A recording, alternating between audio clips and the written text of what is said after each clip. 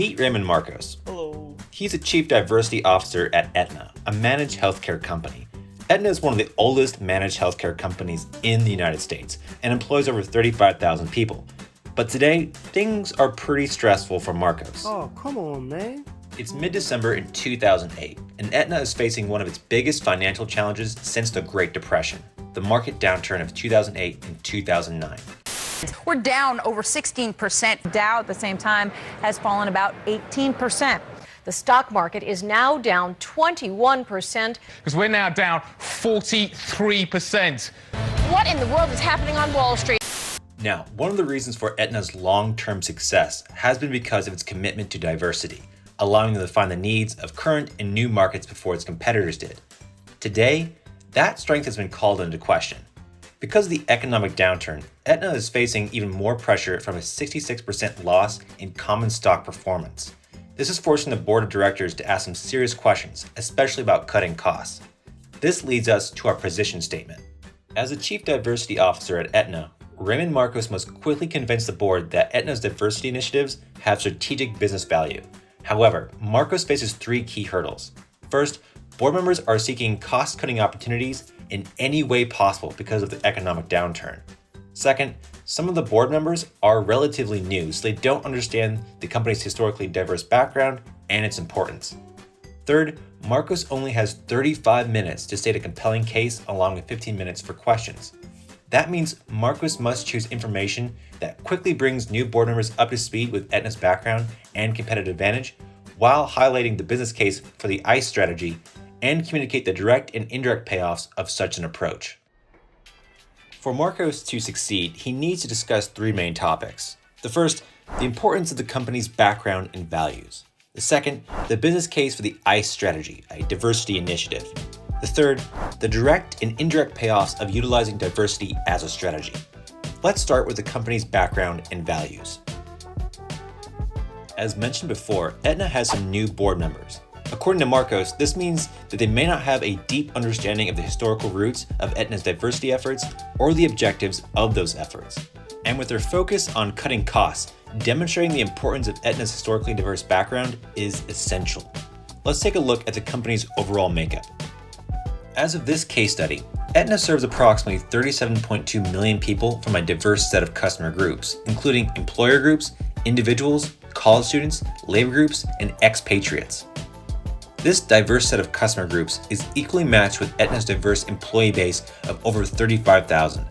Of these employees, 31% are people of color and 76% are women. People of color hold 16% of management and supervisory roles, and 11% of senior leaders are people of color. Now, using diversity as a strategy is not new for Aetna. It's been ingrained in the company since the early 20th century. Aetna's diverse customer base's origins can be partially attributed to four key company dates.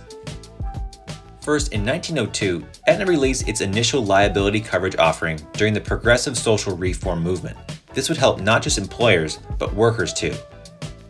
Second, in 1940, Aetna aided the American war effort by bonding the construction of 7 U.S. Navy aircraft carriers and raised millions for the U.S. war chest. Third, in 1963, Aetna further expanded its protection by ensuring the lives of the first 7 American astronauts. Lastly, in 1968, the company expanded its international interests by acquiring a majority share in an Australian entity. Aetna's diverse employee base can also be partially attributed to two key company dates. In 1926, Aetna appointed its first female officer, and in 1963, the company formally created an equal opportunity employment policy. As demonstrated by those dates alone, Marcos's belief that broadening the definition of diversity is actually an opportunity has been a tried and true ingrained company approach that has strengthened Aetna over numerous decades. Now that Marcos has shown how diversity has been crucial to Aetna's past operations, he now needs to build a strong business case for the ICE strategy. ICE is an acronym for Integration, Communication, and Education. The integration component includes all diversity dimensions such as race, sexual orientation, age, telework, and caregiver status. These various dimensions work together across all departments and support Aetna's overarching business goals. The communication component ensures that information is shared with employees, customers, and other key stakeholders. The education component means continually deepening the understanding of the company's strategy and its components.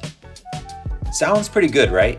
Well, just remember that the board needs to know how effective ICE is for the bottom line. Luckily, Marcos can illustrate that in two ways. First, the company's community involvement contributes to building a strong business case for the ICE strategy. By building relationships with local community leaders, chambers of commerce, and nonprofit organizations, Aetna can better understand community healthcare needs. By working with those same groups, the company can help even more customers by addressing those needs. Second, Aetna's employee resource group has also helped identify various market needs. For example, Aetna's African American ERG served on focus groups that help the company penetrate urban markets. These two initiatives alone enable the company to build trust and relevancy. Now that Marcos has developed a business case for diversity and community initiatives through ICE, we can now address specific payoffs. For a company, there are two types of possible payoffs for diversity and community initiatives. Yet for Aetna, there are more indirect payoffs than direct payoffs. While by the case study data there are no direct payoffs, there are 4 key indirect payoffs. First, because of Aetna's heavy emphasis on community involvement, the company has built relationships with local leaders and institutions. With those relationships, Aetna can provide innovative products and services to meet their needs. Second, with Aetna's supplier diversity program, the company can tap into different backgrounds, perspectives, and experiences. That allows the company to gain access to high-quality goods and services and gain further insight into multicultural markets. Third, the Aetna Way indicates several corporate values that generate indirect payoffs. For example, the employee engagement component has a section for building confidence and pride in Aetna. Greater employee confidence and pride in their company would result in greater employee productivity, eventually increasing profits and securing market share. Lastly, Aetna's consistent diversity efforts have resulted in numerous awards. These 4 core indirect payoffs have contributed to massive market value growth from $3.3 billion in 2001 to $29 billion in 2008. So what should Marcos and Aetna do? Well, let's first start with Marcos's presentation. Marcos's key goal should be to make a business case for diversity within 35 minutes, and there's 3 ways he can accomplish that. First, he should prioritize demonstrating to the board that Aetna has had a long history of using diversity as a key business strategy.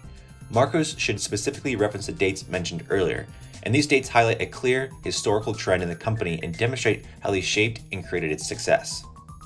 Second, while much of Marcos's case information shows how the company has made diversity a core strategy, it doesn't necessarily make a clear case for how much better they're doing compared to less diverse companies.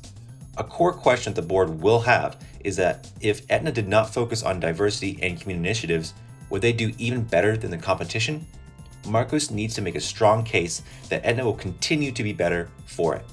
A good way to do this is by bringing in external research. For example, according to a 2013 Harvard Business Review article covering L'Oreal's multiculturalism, L'Oreal's deployment of professionals with multicultural backgrounds in new product development is the main reason for L'Oreal's impressive success in emerging markets.